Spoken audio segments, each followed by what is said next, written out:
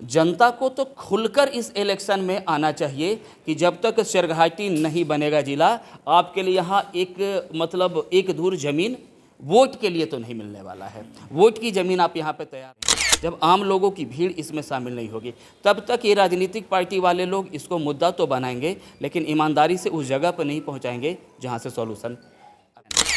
कि जो पक्ष में रहे उन्होंने भी धोखा दिया, जो विपक्ष में रहे उन्होंने भी धोखा दिया, विपक्ष वाले भी पक्ष में आकर धोखा देकर निकले हैं।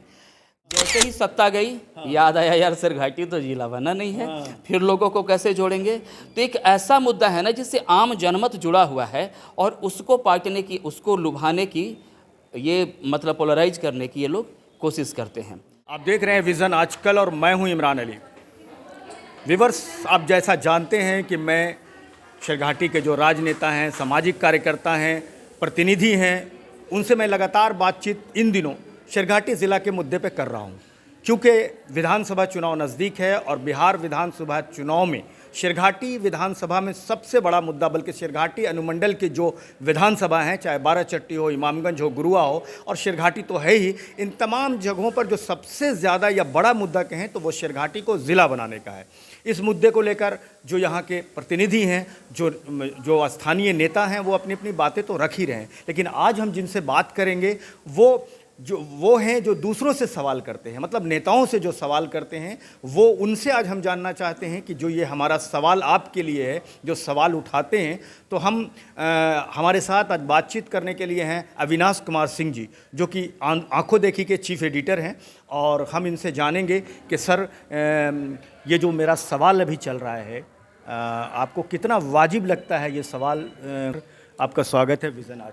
बहुत बहुत धन्यवाद इमरान भाई साहब। और सबसे पहले तो कि भीड़ से अलग, भीड़ में जहां माइकों की ढेर होती है और मुद्दों की कमी होती है, उससे अलग जो आप पत्रकारिता करते हैं वो हम सब के लिए एक इंस्पिरेशन है। बहुत बहुत धन्यवाद, आज आप हमको बुलाए हैं। और शेरघाटी को ज़िला बनाना मतलब शेरघाटी का हर एक शख्स चाहता है। ये पहला मुद्दा है। राजनीतिक पार्टियों से संबंध रखने वाले लोगों के लिए भी उनके मुद्दों का एक मुद्दा है, लेकिन वहाँ ईमानदारी नहीं है। आम लोगों के दिलों में ये एक जज्बात है, एक मांग है। शुरुआत बहुत दिन पहले आप लोगों ने की थी, आज इसने रफ्तार पकड़ा है, और ये सच है कि अब बिना इस मुद्दे का कोई भी कैंडिडेट शेरघाटी में अपनी बात को आगे बढ़ाता नहीं दिख सकता। क्या सर, बहुत बड़ी बात कहा आपने, एकदम अलग तरह की अनोखी बात कहा आपने। सर, ये ज़िला बनाओ संघर्ष समिति जब नीतीश कुमार जी सरकार में आया आज से 20 साल पूर्व, तो उससे भी 10-15 साल पहले से लालू जी की, राबड़ी जी की सरकार थी, तब भी ये आंदोलन चल रहा था, और इनके आते ही लोगों को लगा कि बस ये अब बना देंगे। जो धोखा पहले हुआ है, शिवहर को बनाया गया, शेखपुरा को बनाया गया, लखीसराय को बनाया गया, अरवल को बनाया गया, चतरा को बनाया गया, लालू जी की सरकार में ये धोखा हुआ यहाँ के लोगों से, तो लोगों को लगा कि अब सुशासन बाबू आए हैं, इनके पास अपना मुद्दा लेके जाए। तो संघर्ष समिति जो शुरू के 5 साल थे, उसमें यहाँ के जो नेता हैं या संघर्ष समिति के लोग हैं, वो लगातार उनसे कांटेक्ट करके ये बात कहते रहे कि शेरघाटी ज़िला की ये मांग है, और पिछले 20 सालों से इसकी मांग चल रही है। अब आप आए हैं तो आप सुशासन बाबू हैं, आप बना दीजिए। तो उन्होंने सुना, समझा, माना, और उन्होंने अपनी घोषणा कर दी। पहले जो शेरघाटी विधानसभा का चुनाव हुआ, उसमें मंच से घोषणा कर दी कि आप हमको विधायक दीजिए, हम आपको ज़िला देंगे। लेकिन ये इतना वादे का पक्का कहा जाने वाला व्यक्ति इतना वादे से क्यों मुकर गए? इसका एक सबसे बड़ा रीज़न क्या समझ में आता है ना, कि ये मुद्दा संघर्ष समिति में आम लोग थे, वो खास चेहरे नहीं थे। आम लोगों ने इस मुद्दे को खास बनाया था।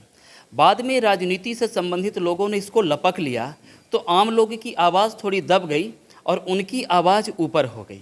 अब उनकी आवाज़ जब ऊपर होगी तो वो किस इरादे से यहाँ कह रहे हैं और किस इरादे से जाकर वहाँ मुख्यालय में कह रहे हैं, सदन में कह रहे हैं, इसमें एक फासला आ गया। अच्छा, वो राम मंदिर वाली कहानी है कि मुद्दा जितने दिन तक जिंदा रहेगा, लोगों की कनेक्टिविटी हमारे तक उतने दिन तक मजबूती के साथ रहेगी। तो ये मुद्दा भी जिंदा रहे और पूरा इतनी जल्दी ना हो, ये सोच कहीं ना कहीं लोगों की बन गई। इसके लिए पुनः वो संघर्षशील लोगों को मुख्य रूप से सामने आना पड़ेगा, तो ये दबाव ज़्यादा होगा। अगर आप सोच रहे हैं कि कुछ लोग जो राजनीतिक झंडों को लेकर इधर उधर चल रहे हैं, उनके सहारे शेरघाटी को जिला बनाया जाए, क्योंकि देखिए अब आपके आसपास से भी जिला बनाने की मांग शुरू हो गई, इमामगंज को भी जिला बनाने की मांग की जा रही है, टेकारी क्षेत्र में भी। ये भी साजिश हो रहा है सर, शेरघाटी के जिला के प्रभाव को कम करने के लिए एक साजिश रचा जा रहा है कुछ नेताओं के द्वारा। अभी देखिए कि सत्ता पक्ष से भी यहाँ पे रहे, मंत्री भी रहे, यहाँ का जो प्रतिनिधित्व कर रहे थे, जिसको विपक्षी खेमा कहते हैं, कुछ दिन वो भी पक्ष में वो भी रहे, लेकिन उस समय ये मामला बिल्कुल ठंडे बस्ते में इन लोगों ने डाल दिया।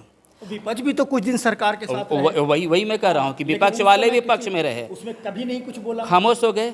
जैसे ही सत्ता गई, याद आया यार शेरघाटी तो जिला बना नहीं है, फिर लोगों को कैसे जोड़ेंगे। तो एक ऐसा मुद्दा है ना जिससे आम जनमत जुड़ा हुआ है, और उसको पाटने की, उसको लुभाने की, ये मतलब पोलराइज करने की ये लोग कोशिश करते हैं।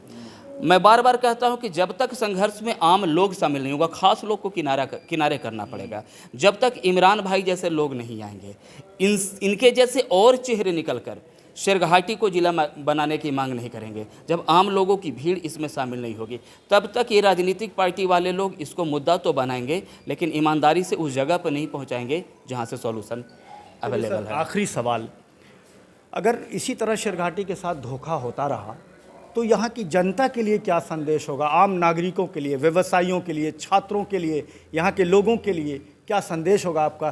क्या कहेंगे उनको कि इस मुद्दे के लिए उनको क्या कदम उठाना चाहिए?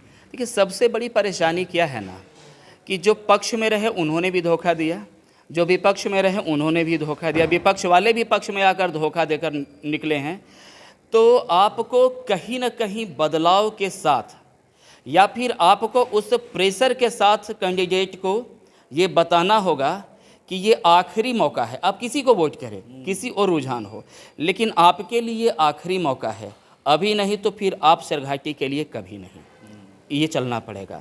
आप आरजेडी को वोट कर सकते हैं, आप बीजेपी को वोट कर सकते हैं, आप जन सुराज को वोट कर सकते हैं, आप इंडिपेंडेंट कैंडिडेट को कर सकते हैं, लेकिन एक विचार बनाकर उस सशक्त आदमी को चुनना होगा जो आपकी आवाज़ बनकर सदन तक जाए और विधानसभा में जाकर इस मांग को रखे, या मुख्यालय में इस मांग को रखे, लगे कि वो हमारी आवाज़ को मजबूती। जनता को कितना मुखर होना चाहिए सर? जनता को तो खुलकर इस इलेक्शन में आना चाहिए कि जब तक शेरघाटी नहीं बनेगा जिला, आपके लिए यहाँ एक मतलब एक धूर जमीन वोट के लिए तो नहीं मिलने वाला है। वोट की ज़मीन आप यहाँ पे तैयार नहीं कर सकते, ये जिला की ज़मीन है, इसको जिला बनाने का आपको पुख्ता मतलब वो ईमानदारी से शब्द देना होगा। ये सच है कि 2-4 महीने में अब ये जिला बनने वाला नहीं है, सरकार की गठन उसके बाद ही में कोई कार्य होने वाला है, लेकिन तब तक आपको चुनना होगा कि वो व्यक्ति कौन है जो जिला बनाने में हमारे लिए सबसे अहम योगदान दे सकता है। एक पत्रकार के तौर पर हम लोग किसी को सजेस्ट तो कर नहीं सकते, लेकिन आम लोग को ये सोचना होगा, संघर्ष समिति का उत्थान जरूरी है, पुनः एकजुट होना पड़ेगा, हर क्षेत्र से लोगों को जोड़ना पड़ेगा, जोड़कर एक प्लेटफॉर्म पे लाना पड़ेगा, वहाँ पे एक निर्णय पारित करना पड़ेगा, अपना जो मांग है वो ज्ञापन वहाँ तक पहुँचाना पड़ेगा, वो स्वेयर, वो ओथ लेना पड़ेगा कि भाई हम इस बार नहीं करें तो मेरे नाम का जगह शेरघाटी में, क्योंकि कुछ नए लोग भी आ गए हैं शेरघाटी में, कुछ ऐसे ऐसे चेहरे भी शेरघाटी में घूम रहे हैं जो इस बार शेरघाटी में दिख रहे हैं, इससे पहले दिखाई नहीं देते थे। तो आप शेरघाटी को अपनाएंगे तो शेरघाटी आपको अपनाएगा, और अपनाएगा कैसे? जिला के नाम के साथ। बहुत बहुत शुक्रिया सर हमसे बात करने के लिए। धन्यवाद सर। तो व्यूअर्स, हमसे रहे थे पत्रकार अविनाश सिंह जी, और इन्होंने साफ कहा कि आम जनों को इसमें उतरना होगा, और राजनीति में कहा जाता है कि झूठे वादे किए जाते हैं और झूठे आश्वासन दिए जाते हैं। अगर ये सब कुछ चरितार्थ होता दिखा तो वो शेरघाटी में दिखा कि शेरघाटी ज़िला के लिए सैकड़ों नहीं हज़ारों बार वादे किए गए और सिर्फ वादा वादा ही रहा। जैसे कहते हैं कि गाने की पंक्ति है कि कस्में वादे प्यार वफा, वादे हैं वादों का क्या। व्यूअर्स, हमसे आप जुड़े, बहुत बहुत शुक्रिया।